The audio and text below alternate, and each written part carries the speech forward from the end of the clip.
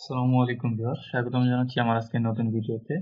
আমি আজকের এই ভিডিওতে আপনাদের সাথে শেয়ার করতে চলেছি একটি অটোমেটিক ট্রান্সফার সুইচ বা অটোমেটিক চেঞ্জ ওভার সুইচ নিয়ে, যেটি আমরা মূলত জেনারেটর ইউজ করার সময় ব্যবহার করে থাকি। বাসাবাড়ি ইন্ডাস্ট্রিতে যেখানেই আমরা জেনারেটর ইউজ করি সেখানেই আমরা একটি অটোমেটিক চেঞ্জ ওভার সুইচ বা অটোমেটিক ট্রান্সফার সুইচ ব্যবহার করে থাকি। কারণ যখন আরইবি লাইন থাকে তখন কিন্তু আমাদের জেনারেটরের লাইন অফ থাকে। আবার জেনারেটরের লাইন যখন অন থাকে তখন আরইবি লাইনটা আমরা অফ করে রাখি। এটা ম্যানুয়ালি করা যায় এবং অটোমেটিক করা যায়। তো আমরা এই ভিডিওতে কিভাবে অটোমেটিক্যালি এটা হয় বা এই জেনারেটরটি অটোমেটিক্যালি লোডের সাথে সাপ্লাই দিবে আরইবি লাইন বন্ধ থাকলে, সেটি আমরা আজকে এই ভিডিওতে আপনাদের সাথে আলোচনা করব যে কিভাবে একটি অটোমেটিক ট্রান্সফার সুইচ কাজ করে থাকে। তো ভিডিও শুরু করার আগে ছোট্ট একটি অনুরোধ, আপনি যদি আমার চ্যানেলে নতুন হয়ে থাকেন তাহলে অবশ্যই আমার চ্যানেলটি সাবস্ক্রাইব করবেন এবং এরকম নিত্য নতুন ইলেকট্রিক্যাল ভিডিও পেতে বেল আইকনটি প্রেস করবেন। তো আমি ফুল ওয়্যারিংটি একটি ডায়াগ্রাম আকারে এই ভিডিওতে ড্রয়িং করেছি। আপনারা প্রথমে সেই ড্রয়িংটি উপভোগ করুন। ড্রয়িংটি কিভাবে হয়েছে সেটা আমি স্টেপ বাই স্টেপ দেখিয়েছি। তো আপনারা বুঝতে চেষ্টা করবেন যে ড্রয়িংটি কিভাবে হচ্ছে, কোন পয়েন্টটি কিসের সাথে কানেক্ট হচ্ছে, তাহলে বুঝতে সুবিধা হবে।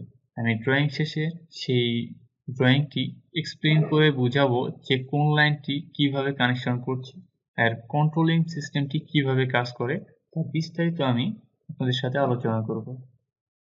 তো চলুন ড্রয়িংটি উপভোগ করা যাক।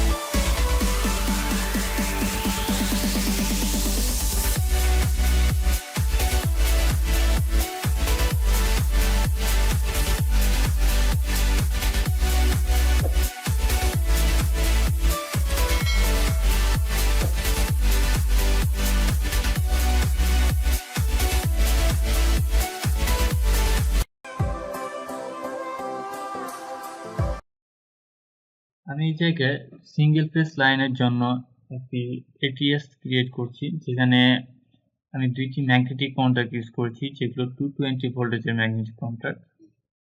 এবং আমরা সকলেই জানি যে ম্যাগনেটিক কন্ট্যাক্টগুলোকে অ্যাক্টিভ করার জন্য এর ম্যাগনেটিক কয়েলে যেহেতু এটি 220 ভোল্টেজের কন্ট্যাক্ট, সেহেতু এখানে 220 ভোল্টেজ সাপ্লাই দিতে হবে, অর্থাৎ একটি ফেজ এবং একটি নিউট্রাল সাপ্লাই দিতে হবে। যদি আপনারা 440 ম্যাগনেটিক কন্ট্যাক্ট ইউজ করেন সেক্ষেত্রে অবশ্যই ম্যাগনেটিক কয়েলে দুইটি ফেজ সাপ্লাই দিতে হবে। তো আমি যেহেতু 220 ম্যাগনেটিক কন্ট্যাক্ট ইউজ করেছি, তো এর জন্য আমাকে জাস্ট একটি নিউট্রাল একটি ফেজ সরবরাহ দিতে হবে। তো আপনারা চিত্রতে খেয়াল করেছেন আমি সর্বপ্রথমে নিউট্রাল লাইনটিকে, অর্থাৎ মিটার হতে এবং জেনারেটর হতে যে নিউট্রাল প্রান্ত আছে সেই নিউট্রাল প্রান্তটিকে আমি ম্যাগনেটিক কন্ট্যাক্ট 1 এর A2 তে এবং ম্যাগনেটিক কন্ট্যাক্ট 2 এর A1 প্রান্তে কমন করেছি। উভয় সাপ্লাইয়ের অর্থাৎ জেনারেটর এবং আরইবি লাইনের নিউট্রাল প্রান্ত থেকে আমি ম্যাগনেটিক কন্ট্রাক্টরের একটি করে কয়েল প্রান্তে কমন করেছি এবং অপর যে কয়েল প্রান্ত আছে অর্থাৎ ম্যাগনেটিক কন্ডাক্টরের A1 প্রান্তে আমরা যে ফেজ সরবরাহ দেব সেটি দ্বিতীয় ম্যাগনেটিক কন্টাক্ট কয়েলের NC প্রান্ত হতে নিয়ে আসব।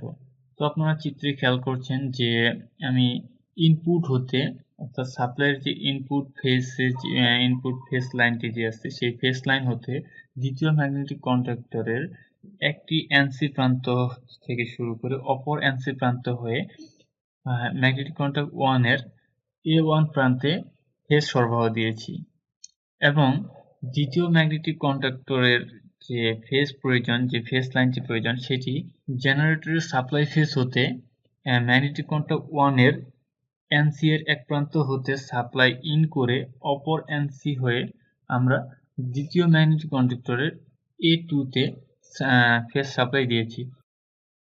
এখন আপনার মনে প্রশ্ন হতেই পারে যে আমরা জেনারেটরের সাপ্লাই ম্যাগনেটিক কন্টাক্ট 1 হতে কেন 2 এর A1 এ প্রবেশ করালাম আর আরইবির সাপ্লাই কেন ম্যাগনেটিক কন্টাক্ট 2 হতে ম্যাগনেটিক কন্ট্রাক্টর 1 এর A1 প্রান্তে দিলাম।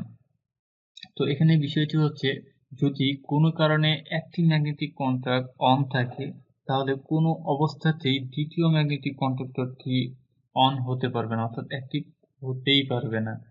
তো এই জন্যই মূলত কন্ট্রোল কানেকশনটি এইভাবে নেওয়া হয়েছে যখন কোনোভাবে একটি ম্যাগনেটিক কন্ট্রাক্ট অ্যাক্টিভ থাকে তাহলে যাতে দ্বিতীয় ম্যাগনেটিক কন্ট্রাক্টরটি কোনোভাবেই যাতে অ্যাক্টিভ না হতে পারে তার জন্য মূলত এইভাবেই কন্ট্রোল কানেকশনটি করা হয় যাতে দুর্ঘটনা না ঘটতে পারে। তো আশা করি আমার ভিডিওটি বুঝতে পেরেছেন এবং যদি ভিডিওটি বুঝতে কোনো ধরনের অসুবিধা হয়ে থাকে তাহলে অবশ্যই কমেন্টে জানাবেন। ধন্যবাদ সকলকে।